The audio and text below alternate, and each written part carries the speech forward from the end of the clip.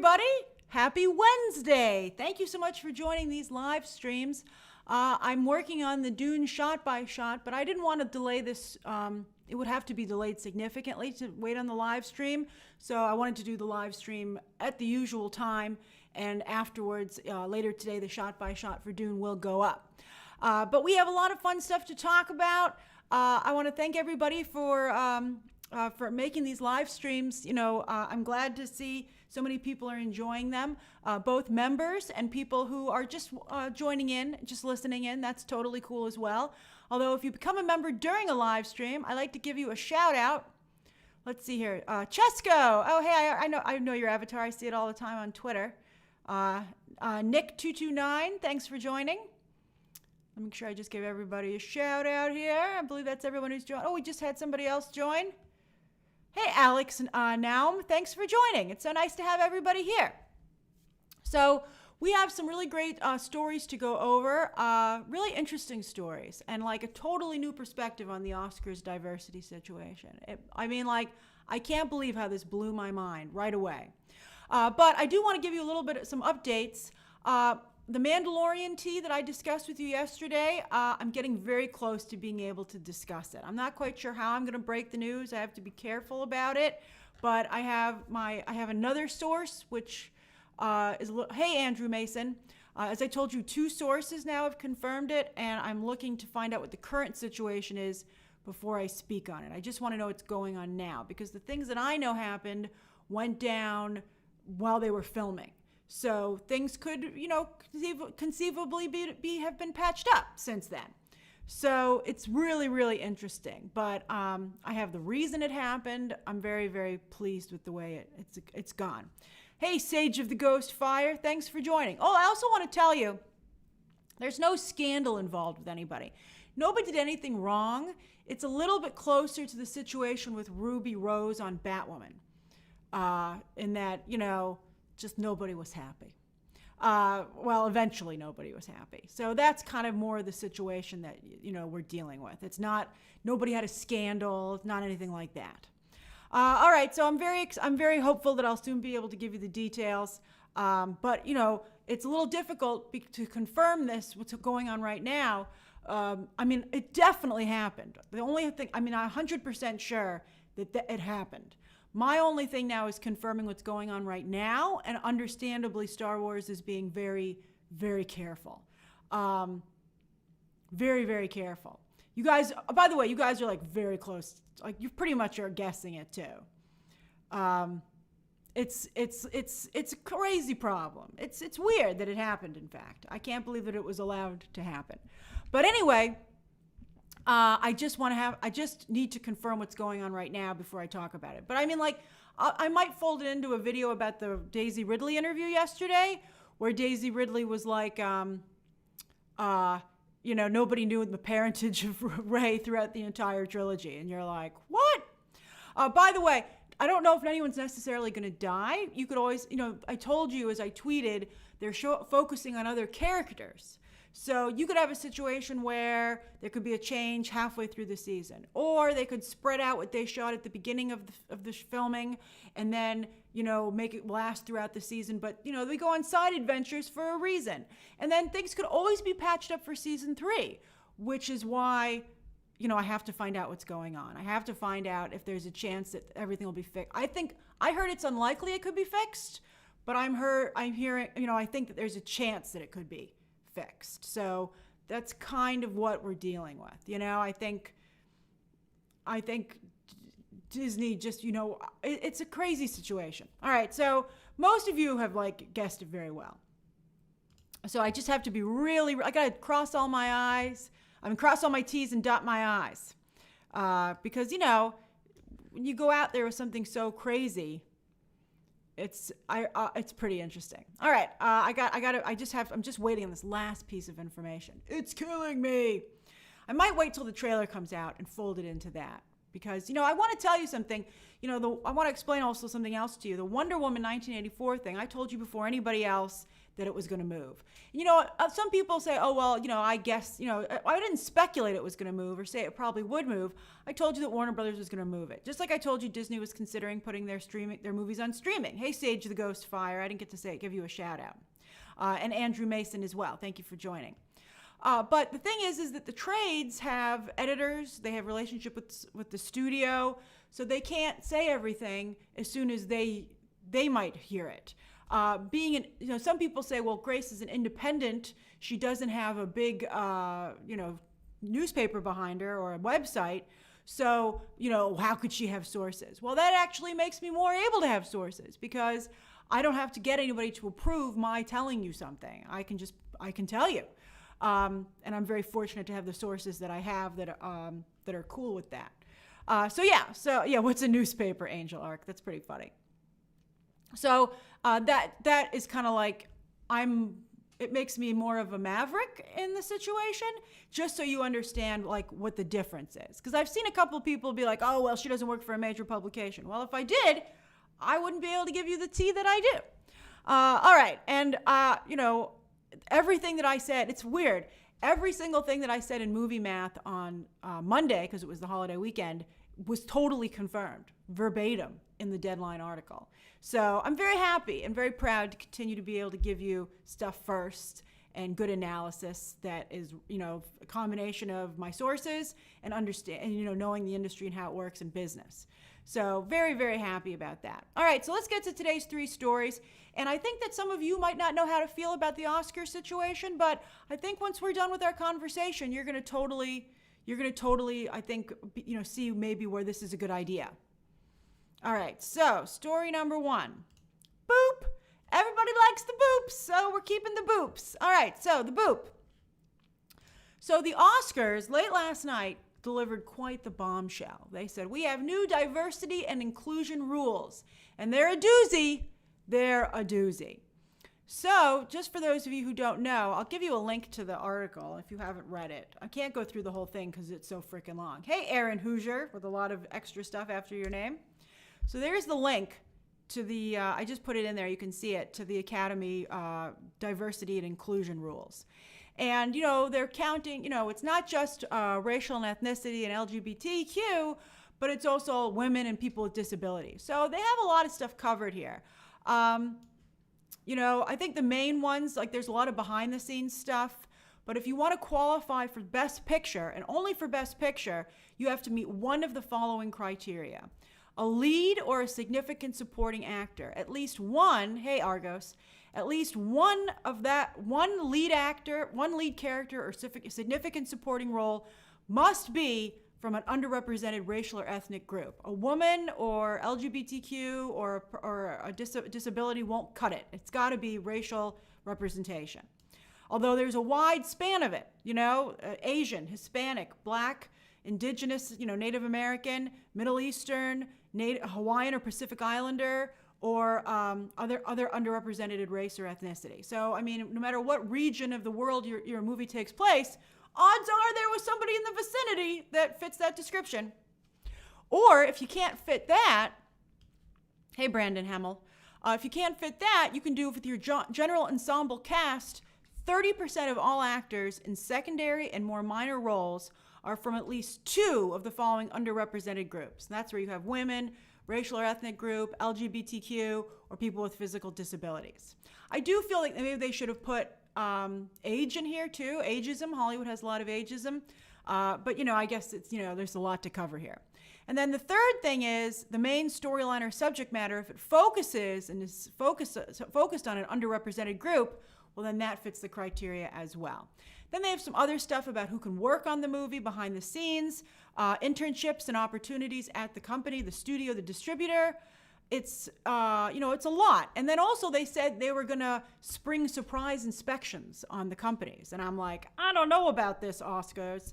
What I tweeted was that I feel like changing the voting base is really, really important. Like, that's what's going to get you, I think, the results they want. I think that, and I was in favor of the rule they tried to have a couple of, like maybe 2 years ago at this point, where if you don't work in Hollywood anymore and you're retired, you can still be a member of the Academy and get those benefits, but you can't vote for the Oscars. Because, there's like senior citizen homes full of Oscar voters. And Harvey Weinstein, one of the, before he, of course, his scandal, one of the ways he was so effective with the Oscars is he would go to those senior centers and like just make everybody love him.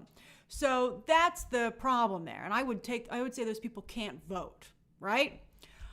Joseph says, would films like 1917 be eligible? 1917 would not be eligible under those rules. And that is a very unique situation. But I think that 1917 was a really good film. And in that case, because here's the thing. A lot of different people were involved in World War I. So you could easily fit the qualifications if you were to have a more expansive story. However, it's a one-take movie. So you can't, therefore, fit the criteria. So would you, therefore, give that person a pass?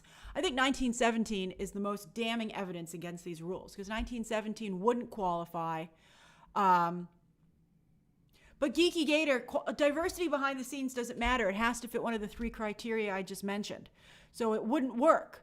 So that's problematic. So I do feel bad about that. I think that's like, you're like, I'm not quite sure what to say about that. And you'll see, because this is a complicated situation.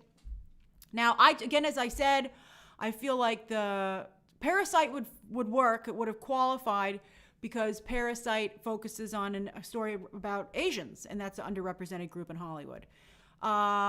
Marriage Story, maybe 30% of the cast might be women. Maybe, so that might have actually worked. So yes. Joker, somebody pointed out the Joker has a mental disability, so maybe that would cut it. I mean, I don't know. I mean, there's going to be like a board at the Oscars that sits there and goes like, let me see. So that's tough. In the Heights definitely fits because it focuses on the Latino community. So you guys, like Love Simon, you guys know some of these work. Love Simon focuses on an LGBT storyline, so of course. So yes, so I think that changing the voting group was actually getting things done. But was it getting things done? Because one of you pointed out and had a very good point when I was tweeting about this yesterday and said, the studios really should have done this by themselves, right? But they didn't. So now they have to be forced.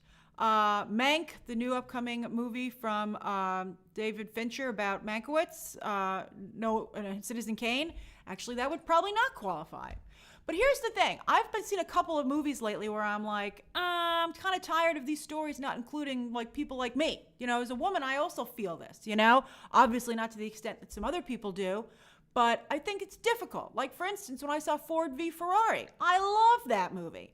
But I was like, man, that's a lot of white guys, like what about the rest of us? We'd like to be involved in this cool racing world too. And you might be like, well, what do you want from me? This is who was racing at this time period. But they didn't have to sideline his wife like that.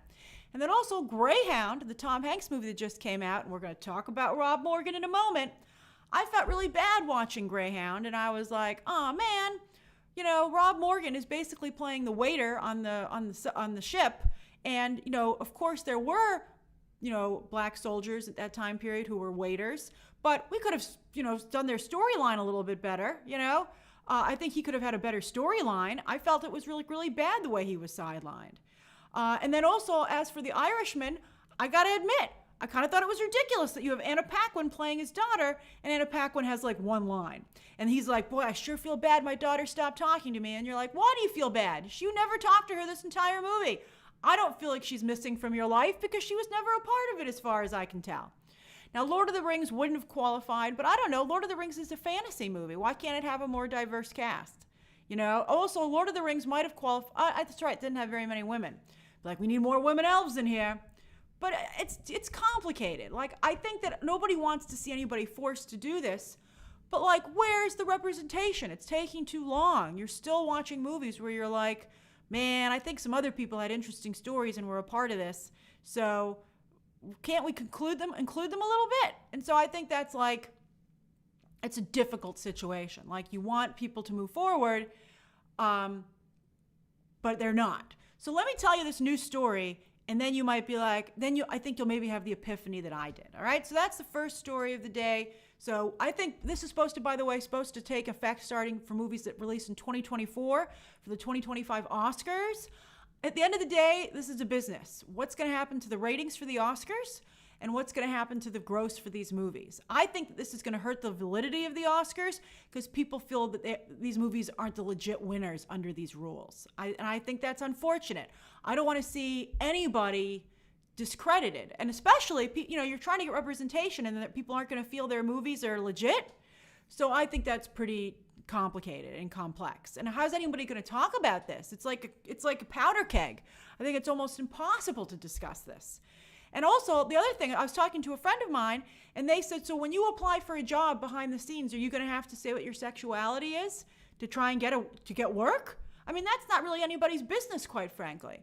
But I mean, are you going to have to start putting it on your application behind the scenes to like maybe be a costume designer or a composer? And then is that individual getting hired on their work? Because, you're never going to know. And this, because the studio goes, well, we like you, but we need somebody, we got to figure out the thing. So we're going to go with this person. And, I don't know. I just feel like it's, this is getting a little bit too like Big Brother, in my opinion. Like, it's just weird to me. And I think nobody wants to get a job under these That's the thing. Nobody wants to get a job under these circumstances, but some people are not getting jobs. Hey, John Grech Archibald. So this is like really complex. I think a good example is Ryan Coogler. He got to direct Black Panther, and he could have said, no, I want an entirely black crew behind the scenes. And he did for the large part, but he said, I want my buddy from college to do the score for this. Like the whitest guy you could find. And he did an amazing job, and he won an Oscar for the score. And I thought, so to me, I'm like, the system was working. We were getting there. And I'm worried that like this is going to maybe push things back. I'm concerned that people might have a knee-jerk negative reaction. So that's my concern. That's what I'm a little bit nervous about. I think things were working. But then, look what happened today. And you start to think to yourself, well, maybe this is a good idea. All right, so let me get to the next story of the day, because this is big. All right, so I love Rob Morgan. Did you watch the Netflix Marvel shows? He played Turk. He's a really, really great actor. Very good actor. He's a working actor. He's been able to support himself in Hollywood, but he's never been a big star, right? And I think he's so talented, and it actually pained me. I felt embarrassed and sad to watch him in Greyhound serving Tom Hanks' dinner and then just disappear. And then Tom Hanks was like, I sure like my waiter. And I'm like, you don't know anything about him, and the movie doesn't know anything about him. You're killing me with this. Can't he have one scene in the kitchen where we talk to him? It really made me feel bad. I thought it was embarrassing, quite frankly. And I liked that movie, but I thought that was a stain on that film. So I couldn't believe it when I was getting ready to do this live stream to see a headline where it was announced that Rob Morgan is not only going to be in the new Jennifer Lawrence, Adam McKay movie, but he's going to co-star. That to me is incredible. That is incredible to me. I'm so happy for him. And would he ever have co-starred if it weren't for these rules that had been announced the day before? That to me is fascinating. Would that movie ever have cast a co-lead of color? Would it? I don't think so. Let me talk to you about the movie. This is such a great thing for Rob Morgan. I'm so happy for him.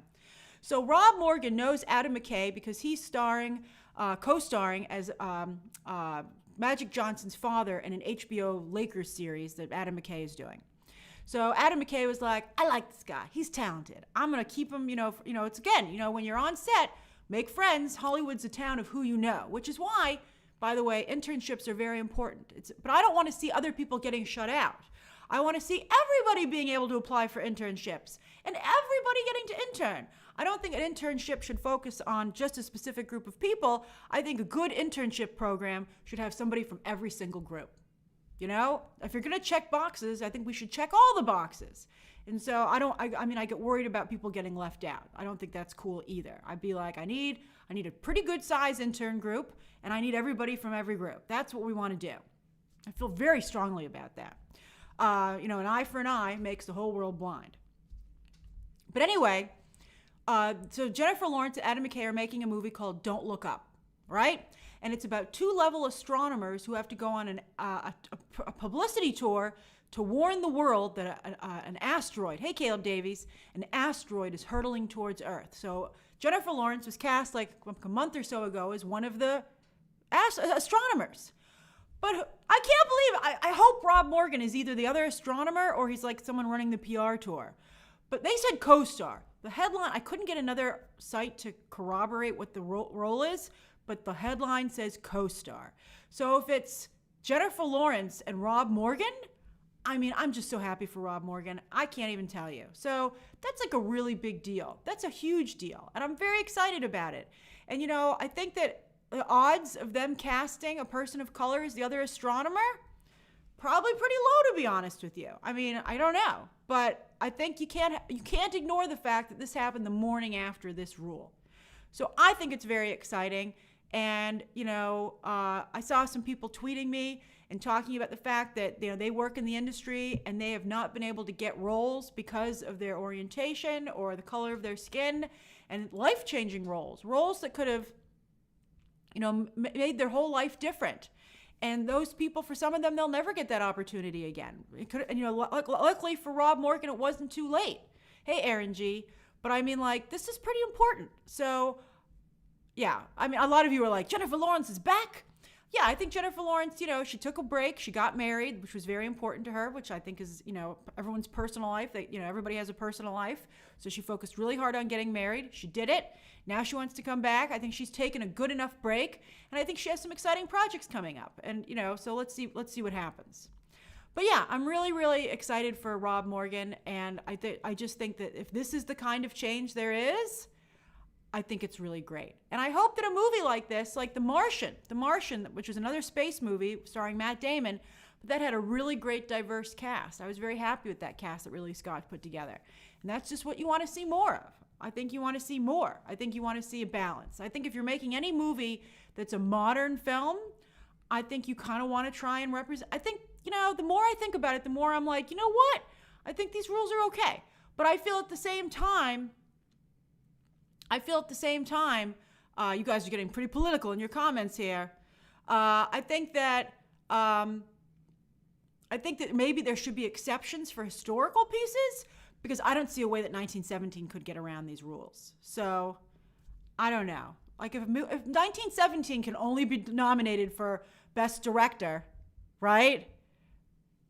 I think that that's okay. This is only for Best Picture, by the way.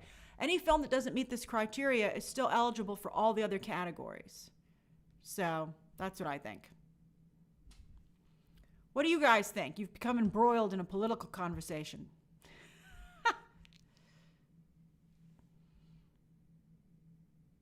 James, I'm right here. What are you guys talking about?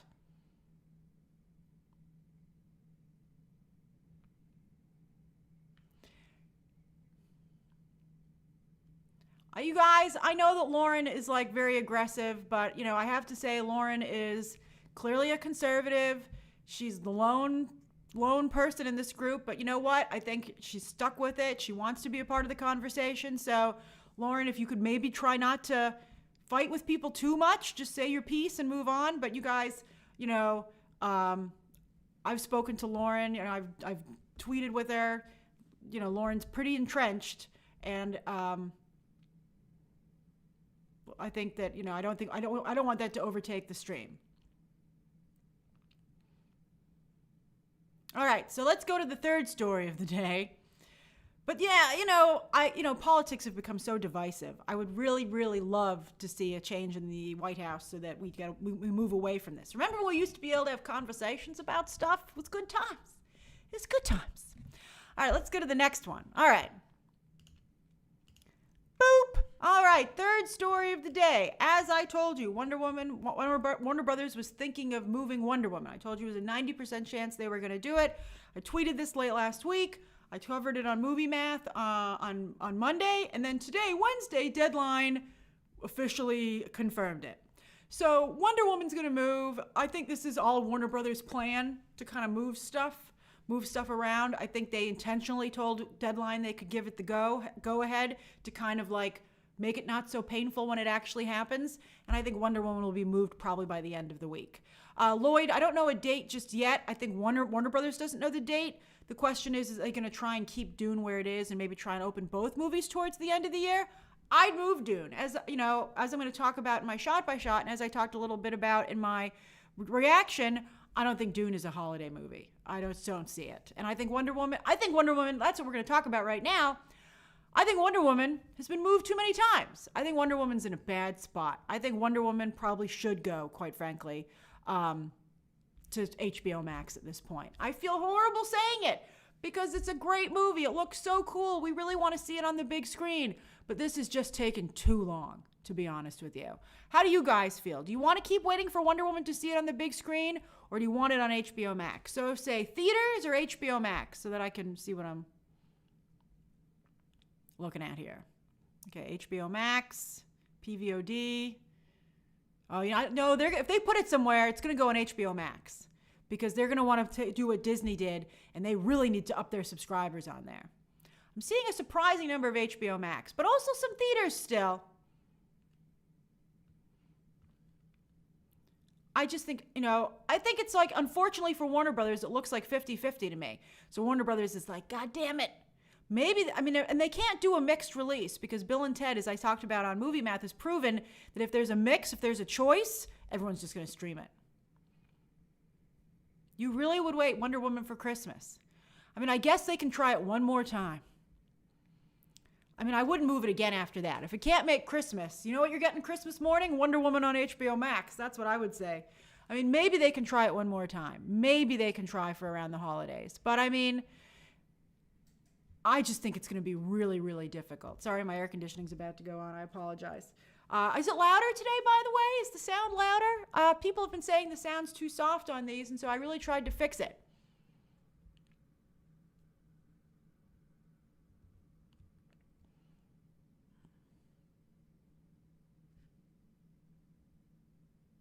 It is louder. Oh, that's great. Yes. Well, I'm sorry this air conditioning's going to be really loud then, but I'm glad that it's gotten louder. That's excellent. Oh, it's still kind of quiet, says Kyle. Damn it! All right, I'm not quite sure. I'm trying to fix out what's going on with the audio. I don't know if it's on the stream. I can fix the stream. I don't think so. It's through the software. I don't know, man. All right, so anyway, yeah, I think that, I think Wonder Woman, maybe, okay, one more time. But it'll be interesting to see what they decide about Dune if they try to have their cake and eat it too and put Wonder Woman around Thanksgiving opposite No Time to Die. I really don't think people are going to go to movie theaters until 2021, to be honest with you. So that's just what's going to happen, I'm afraid. A lot of you, I saw Mika and Waffles both saying that Dune will take Mortal Kombat's date. I don't know about June. I think February is where I would put Dune. I think June is not a great... I would keep Mortal Kombat where it is. But you don't see them dropping a trailer just yet because they're like, whoa, we just got to release Dune and Wonder Woman first before we get to our other movies. Did they announce, Ashley, did they announce indoor dining for 20% capacity for New York City? They did sue the city. Let me see. Because that's going to mean that movie theaters are close behind. I don't see anything about that.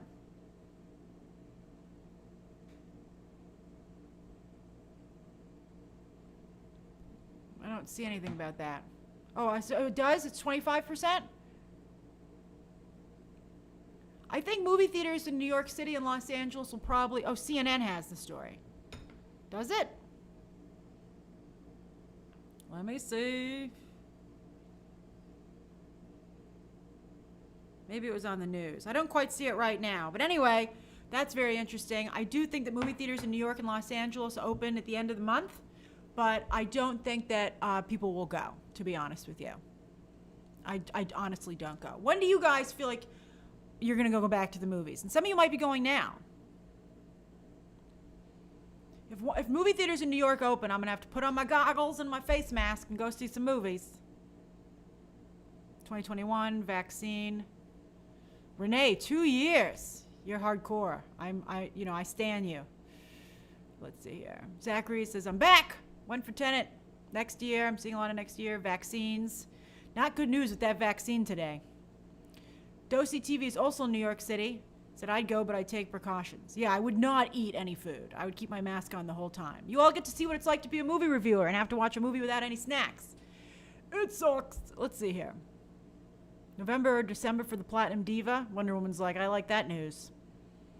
A real vaccine, says Dancing Dog 60. I don't know if a new vaccine's even possible for a virus, which is what's really scary. I just don't know what's going to happen. I don't know what to do. I don't want to get a horrible disease and be forever not the same for a movie. I'll tell you right now, there's no movie that's that good. Yeah, Anna, there's no snacks during critic screenings. Occasionally, when it's a blockbuster, they'll give us free snacks because, they'll give us free popcorn and soda. Sometimes, like for Ghostbusters, when there was a problem, they said, you can have anything you want. And they gave us free candy and popcorn. It was great. But for the most part, we go to screening rooms where you're not allowed to have food because of pest control. So they don't want any food on the floor. They don't have to clean it. So yeah, we watch movies. Yeah, you can't bring your own snacks, Jeremiah. There's no food allowed in there. You just got to watch it. You got to sit there silently and watch it and be like, So let's see. I'm not sure what's going to happen. This is like a real problem. As I said on Movie Math, I would just build up streaming services at this point, quite frankly. All right, so those are the 3 stories of the day. I'll make a separate video when we actually get a date for Wonder Woman. All right, so it's 4:36. Oh, okay, I'll answer questions until 4:40. I'm sorry I'm going to do less of a question and answer period today, but I got to get on this Dune breakdown.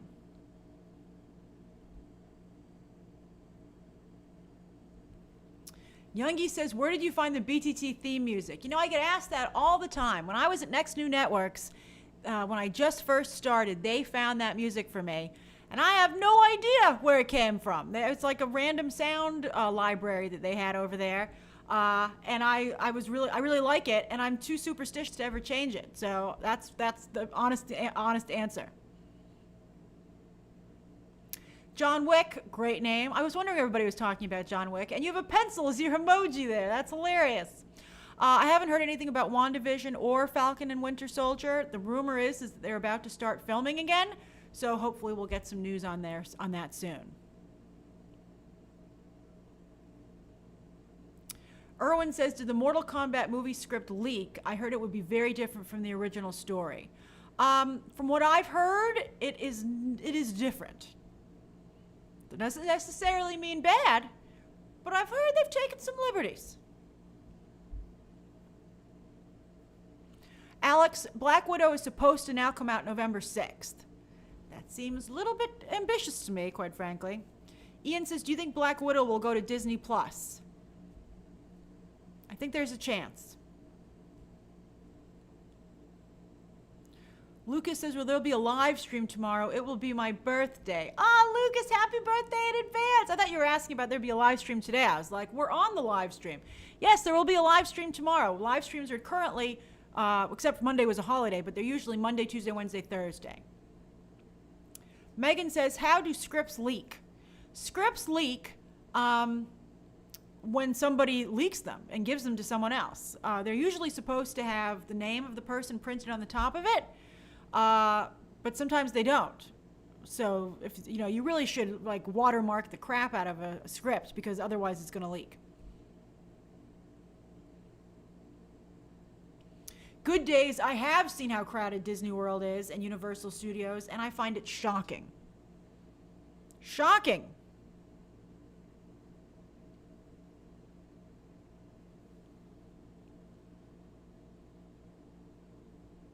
Jabrano says, I heard a little over 1 million people purchase Mulan. Is that promising? It's not great, but I don't know. I think you should take that number with a grain of salt. I saw that as well. It's not that big a thing, I mean, it's speculation. I'd call that an educated guess. I think that only Disney truly knows how it did.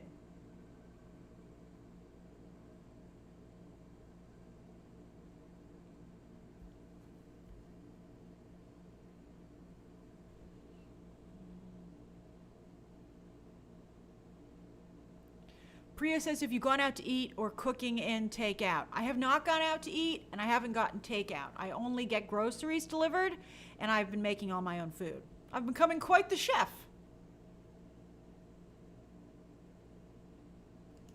Brandon, I'm not going to react to the National Geographic Disney Plus series. I'll tell you what, I think tonight I'm going to finish watching the Avengers video game movie. And then I got the Enola Holmes screener, so I'm going to watch that tomorrow to review on Friday.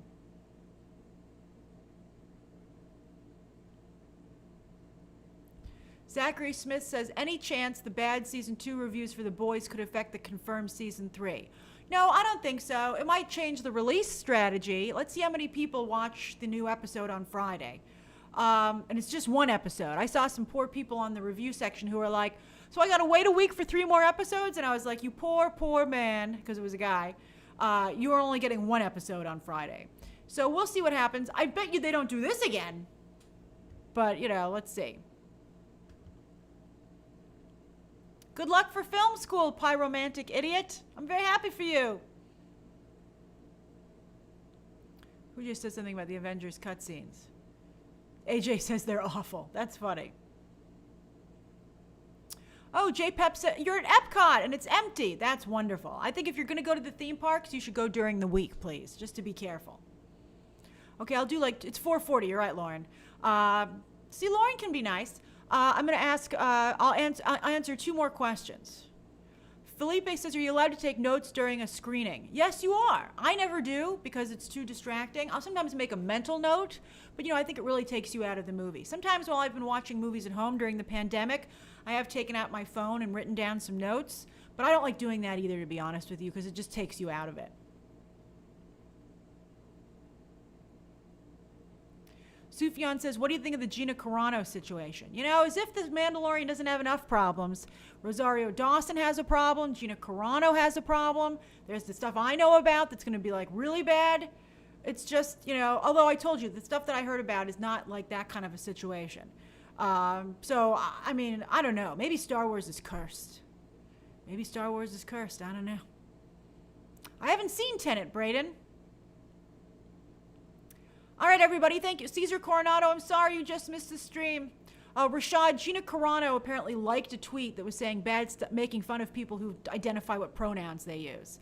And it's like, why, Gina? Why? It's like, what are you, J.K. Rowling Jr.? Just stay out of it. That's my new catchphrase sometimes. I really feel, honestly, my reaction to a lot of stuff is like, what the hell do you care? I really honestly feel like that's how it should be. For so many things, people should just turn to people and say, what the hell do you care? I'm not sure when I'm going to review The Boys next. I have to see how crazy this episode is. So we'll see.